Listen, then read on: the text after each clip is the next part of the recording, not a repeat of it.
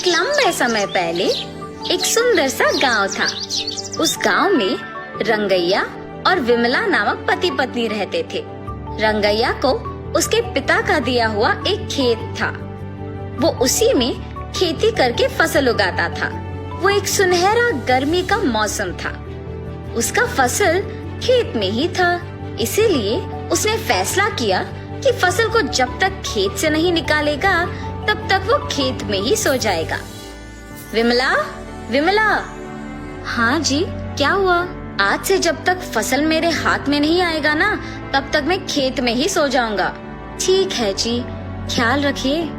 ऐसे रंगैया उसके खेत में सोने जाता है। गर्मी की मौसम होने पर खेत में ठंडी हवा चल रही थी और वो आराम से सोता है। आधी रात को अचानक पायल की आवाज सुनाई देने पर वो जाग उठता है। चारों ओर देखता है और कोई ना दिखने पर वापस सो जाता है। थोड़ी देर में वापस उसे पायल की आवाज सुनाई देने पर डर के मारे जाग उठता है। हाँ, यहाँ तो कोई नहीं है, तो फिर ये पायल की आवाज कहाँ से आ रही है? ऐसे जब चारों ओर देखता रहता है तो पायल की आवाज फिर सुनाई देती है। तब उसे एक परछाई पीछे दिखती है तो उस तरफ मुड़ता है। दिखने में भयानक एक भूत उसके सामने आके खड़ी हो जाती है। उसे देख, बाप रे, भूत भूत! ऐसे डर के मारे चिल्लाते हुए बिना पीछे मुड़े घर की ओर भागने लगता है। वो भूत सिर्फ आधे रास्ते तक उसका पीछा करती है। जल्दी से भाग के घर पहुंच जाता है। विमला, विमला, जल्दी दरवाजा खोलो, भूत मेरा पीछा कर रही है। ऐसे जोर से दरवाजा खड़खड़ाता है। अपने पति की आवाज सुनकर विमला जल्दी से दरवाजा खोलती है। तुरंत रंगैया अंदर आके दरवाजा बंद करके कांपने लगता है। क्या हुआ जी, क्यों डर रहे हो? तब वो जो भी हुआ उसे बताता है। भूत क्या सच में होता है जी? आप नींद में खुद की परछाई देख डर गए होंगे। कुछ मत सोचिए और सो जाइए। ये कह के चली जाती है। उसकी पत्नी उसके बातों का यकीन ना करने पर वो कुछ नहीं कह पाता है और चुप रह जाता है। क्या मेरी पत्नी सही थी? मैं क्या अपने ही परछाई से डर गया? लेकिन मैंने तो उस भूत को मेरे सामने खड़े होते देखा है। ऐसे सोए बिना पूरी रात सोचते ही रहता है। खेत में फसल के बारे में छोड़कर डर के मारे बेचारा घर पे ही रहता है। सुनिए, रात होने वाली है जी, आप क्या खेत नहीं जाएंगे? अगर मैं अपनी पत्नी से कहूँगा कि मुझे खेत जाने से डर लग रहा है तो न जाने वो मेरे बारे में क्या सोचेगी। उस खेत में अगर सच में ही भूत है तो भी मैं नहीं डरूंगा, मैं जाके आऊंगा।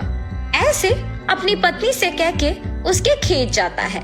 मेरे पत्नी से मैंने ऐसे बात किया जैसे मुझे कोई डर नहीं है, पर अभी खेत जाके मैं अकेले कैसे रह पाऊंगा? ऐसे डरते हुए खेत जाता है। घबराते हुए खेत के चारों ओर देखता है। अब तो खेत में कोई नहीं दिख रहा, पर शायद कल की तरह सोते समय में पायल की आवाज सुनाई देगा।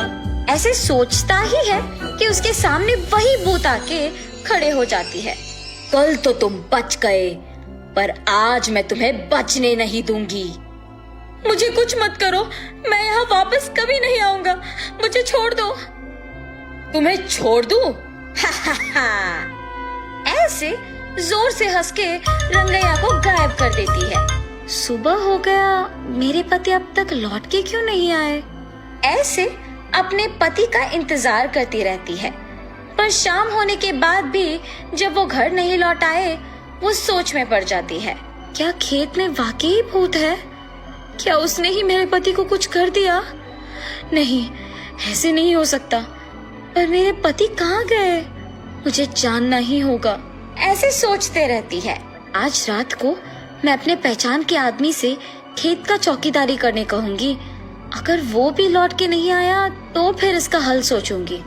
ऐसे फैसला करके विमला अपने पहचान के एक आदमी को खेत की चौकीदारी करने भेजती है।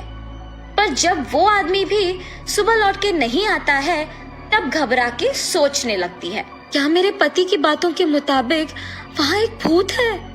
जिस आदमी को मैंने चौकीदारी करने भेजा, क्या उसको भी भूत ने कुछ कर दिया?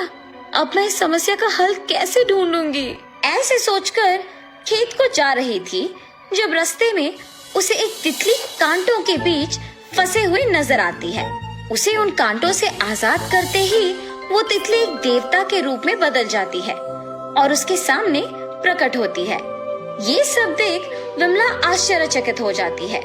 एक साधु की श्राप के वजह से मैं एक तितली बन गई। मुसीबत के समय में तुमने मेरी मदद की है और इसी कारण मैं देवता का रूप वापस पाई हूँ। इसके बदले में तुम कुछ भी मांग सकती हो। ये देवता तो मेरी मुसीबत का पक्का हल निकालेगी। मेरे पति को उस भूत से आजाद करने के लिए मेरे पास सिर्फ ये एक मौका है। ऐसे वो उस देवता को सब कुछ बताती है। उस भूत से मेरे पति को बचा के उस भूत को हमेशा के लिए हमारे खेत से भिजवाने का हल बोलिए माता। ठीक है, मैं जो कहूँगी वो कर सकोगी ना? हाँ, जरूर करूँगी। ऐसे कहने पर देवता विमला को एक मंत्र बोलती है। मैंने जो मंत्र कहा है वो तुम्हें उस भूत को देखने के तुरंत बाद अपनी आंखें बंद करके मन में कहना होगा। तब वो भूत तुम्हें छोड़ के चली जाएगी और उस भूत से तुम छुटकारा पा सकोगे। ऐसे कहने पर वो खुशी से अपने खेत जाके रात होने तक वहीं रुकती है। आधी रात को उसे अचानक पायल की आवाज सुनाई देती है। कहीं से तो पायल की आवाज आ रही है। भूत को देखते ही मुझे उस मंत्र को कहना होगा। ऐसे सोचते ही कुछ दूरी में उसे एक परछाई दिखती है। उसी तरफ मुड़ने पर वो भूत उसके सामने आकर खड़े हो जाती है। उस भूत को देखते ही वो अपने मन में उस देवता के द्वारा दिया हुआ मंत्र अपने मन में कहती है। उससे वो भूत गायब हो जाती है।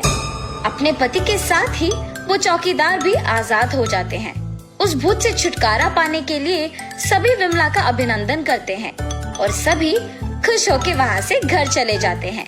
उस खेत से भूत का चले जाने पर रंगैया आराम से खेती करके फसल उगाते हुए खुशी से जीता है।